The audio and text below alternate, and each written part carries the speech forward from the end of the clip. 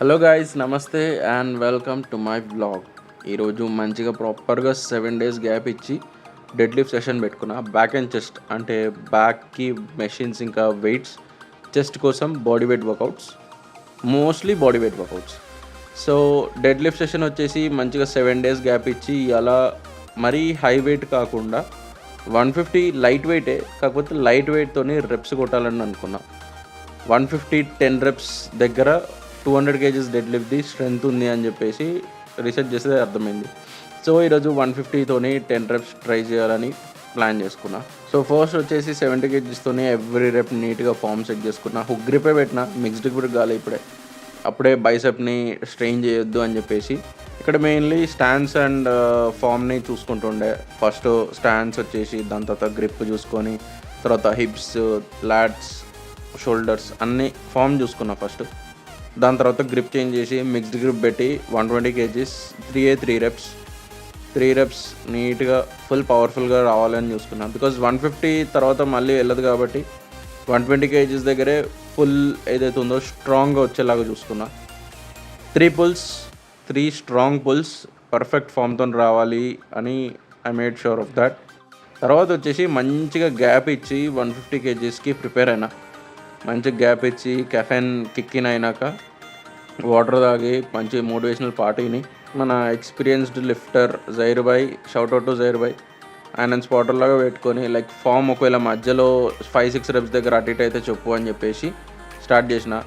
Target వచ్చేసి 10 reps, ఇది వచ్చేసి 2 3 4 5 6 దగ్గర కాన్ఫిడెంట్గా ఉండే. నేను వచ్చేస్తుంది, ఇంకా మధ్యలో గ్యాప్ తీసుకున్నా కూడా ఏం కాదు అని చెప్పేసి ఫుల్ కాన్ఫిడెంట్గా ఉండే. సో 8 తర్వాత గ్యాప్ తీసుకుందాం, 2 reps కదా అని ఓవర్ కాన్ఫిడెంట్గా ఉండే. 9th rep దగ్గర మొత్తం ఒక్కటేసారి పడిపోయింది. అసలు 9th rep లాకౌట్ చేయగానే డ్రైన్ అవుట్ అయిపోయింది. 10th repకి చాలా చాలా చాలా ట్రై చేసిన లాకౌట్ అవుతుందని, ఇంకా కొంచెం ఊగుకుంటా అడ్డి ట్రై చేసినా కూడా లాకౌట్ కాలేదు. But it's fine. అంటే 9th rep దగ్గర 190 kgs స్ట్రెంత్ ఉంది, 190 kgs వచ్చేస్తుంది. 10th rep దగ్గర 200 kgs స్ట్రెంత్ ఉండే. ఇంకా మన జైర్వై చెప్పిండు 9th 10th rep సరిగ్గా అసలు రాలేదు, అక్కడే ఆగమైపోయింది. 8 reps ఎట్లనో ఒకట్లా గుంజేసినా కానీ 9-10 reps వీకింది. ఫైన్, ఇట్స్ ఓకే, యాజ్ ఎక్స్పెక్టెడే ఇది. కాకపోతే చూసుకుందాం తర్వాత. డెడ్ లిఫ్ట్ సెషన్ ఇక్కడితో ఆపేసిన. 150 kgs ఏమంతా స్ట్రెయిన్ కూడా అవ్వలేదు, బ్యాక్ మంచిగా ఉండే.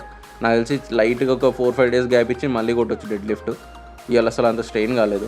సో తర్వాత వచ్చేసి బెంచ్ ప్రెస్ 80 kgsతోని వార్మప్ 5 reps కొట్టేసి, తర్వాత 90 kgsతోని 10 reps ఎట్లా కేలి తీయాలని అనుకునేయాల.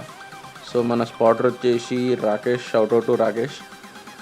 90 kgsతోని 10 reps వస్తే 120 kgs 1 rep గ్యారంటీగా వస్తుంది అనమాట. సో 7-8 reps దగ్గరనే టైట్ అయిపోయింది. తర్వాత 9 అండ్ 10 reps కంప్లీట్ చేసినాక ఐ కెప్ట్ గోయింగ్.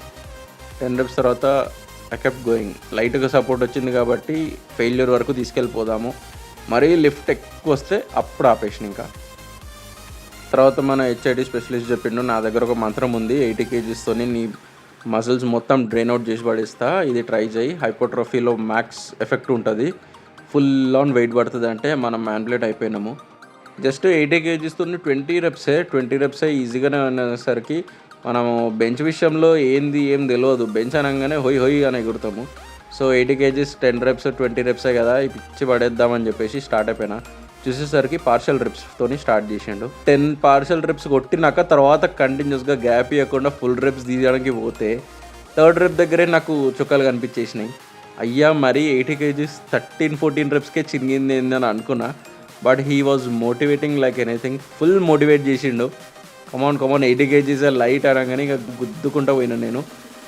ఎట్లనే ఇంకా లైట్ సపోర్ట్తోనే కానీ కంప్లీట్ అయితే చేసిన. 10 reps టోటల్ 20 reps. ఫైన్. ఒక సెట్కి అసలు చెస్ట్ వర్కౌట్ అయిపోయింది అనిపించింది నాకు. క్రేజీ ఉండే. Thank you, shoutout to Rakesh.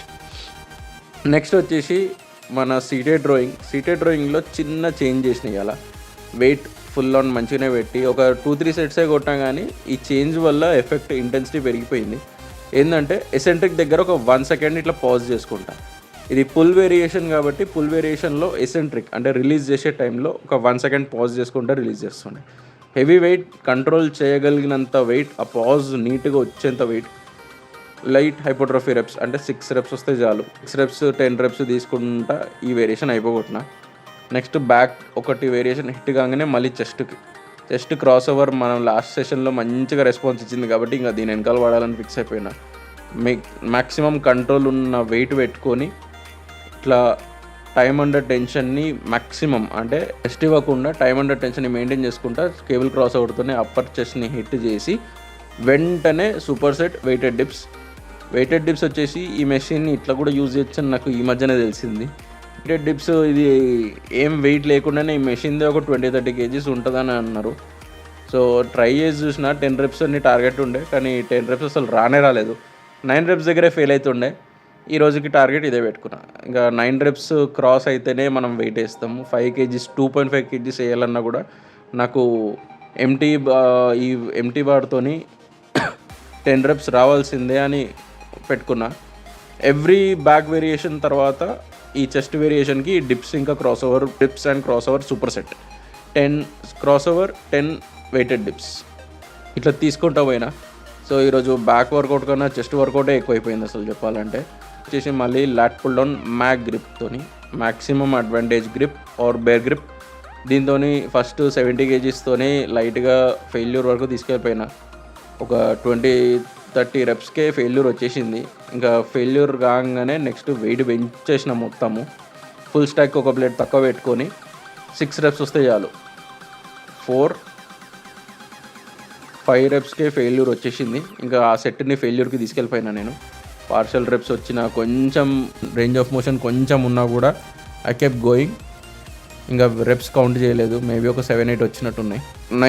నీట్గా రెస్పాండ్ అయింది. టెర్రస్ మేజర్ ప్రాపర్గా రెస్పాండ్ అయింది. లాట్స్ ఓకే కానీ టెర్రస్ మేజర్ బ్యాక్ విడ్త్ కోసం ఏదైతే మజిల్స్ ఉంటాయో అవి ఫుల్ రెస్పాండ్ అయినాయి. తర్వాత వచ్చేసి బ్యాక్ వర్కౌట్లో ఉన్న all time favourite workout T బార్తోని అలా హెవీ వెళ్ళిపోవాలని ఫిక్స్ అయినా. రెప్స్ వచ్చేసి లైట్ హైపోట్రోఫీ అంటే 6 reps వస్తే చాలు వెయిట్ బెంచ్ చేసేయడమే. 6 reps ఫుల్ కంట్రోల్డ్ రెప్స్ రావాలి. ఇసెంట్రిక్ ఎంతైతే అంత కంట్రోల్ చేస్తున్నా నేను. వెయిట్ వచ్చేసి 40, 45, 50, 55 kgs వరకు నీట్గానే ఉండే కంట్రోల్. నాకు ఎక్కడ కూడా తగ్గినట్టు అనిపించలే. 55 kgsతో కూడా 5 reps రాగానే మనం కాన్ఫిడెంట్గా 60-65 kgs దాకా వెళ్ళిపోయినాం అండి. ఇది 60 kgs నేను ఎప్పుడు ట్రై చేయలేదు, బట్ బ్యూటిఫుల్ వెయిట్ ఉండే. 60 kgs కూడా వైడ్ గ్రిప్ టీ బార్. ఇది యూజువల్గా క్లోజ్ గ్రిప్ పెడితేనేమో థిక్నెస్కి ఎక్కువ బెనిఫిట్ వస్తుంది. ఇది వచ్చేసి వైడ్ గ్రిప్ అంటే టెర్రస్ మేజర్ రెస్పాండ్ అయింది కాబట్టి టెర్రస్ మేజర్నే అటాక్ చేద్దామని చెప్పేసి ఫుల్ వైడ్ గ్రిప్ పెట్టేసి 60 తర్వాత 65 kgs వరకు వెళ్ళిపోయింది. క్రేజీ వెయిట్ పడ్డది అసలు. 65 kgsతోనే teres major was screaming.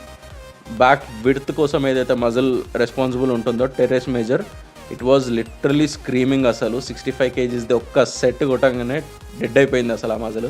65 kgsతోని first రెప్ కొట్టంగానే అసలు చాలా యూనిక్ ఫీలింగ్ వచ్చింది. డెడ్ లిఫ్ట్ PR కొడితే కూడా రాదు, అట్లాంటి ఫీలింగ్ వచ్చింది అసలు. ఇక ఇది ఫెయిల్యూర్కి తీసుకెళ్ళిపోవాల్సిందే అని ఫుల్ ఎసెంట్రిక్ని కంట్రోల్ చేసుకుంటా తీసుకెళ్ళిన. దీన్ని దగ్గర పార్షల్స్కి పడిపోయింది. పార్షల్స్ పడ్డా కూడా నో ప్రాబ్లం, అది జారి కింద పడ్డా కూడా నో ప్రాబ్లం. కాకపోతే ఫెయిల్యూర్కి తీసుకెళ్ళారని తీసుకెళ్ళిపోయినా. ఇంకా లాస్ట్కి వచ్చేసి కాన్సన్ట్రేషన్ కర్ల్స్, లైట్గా బైసెప్స్ని కొంచెం బర్న్ చేసేద్దామని చెప్పేసి ఇది కూడా one of the best variation bicep peak కోసం. సో ఇది ఒక 2-3 సెట్లు కొట్టేసి 15 kgsతోని కొంచెం బైసెప్ రెస్పాండ్ కాగానే ఇక కార్డియో చేసేంత ఓపిక లేకుండే. డెడ్ లిఫ్టే మొత్తం తినేసింది ఎనర్జీని. సో కార్డియో చేసి ఓపిక లేకుండే. ఇక్కడతోనే మన సెషన్ క్లోజ్.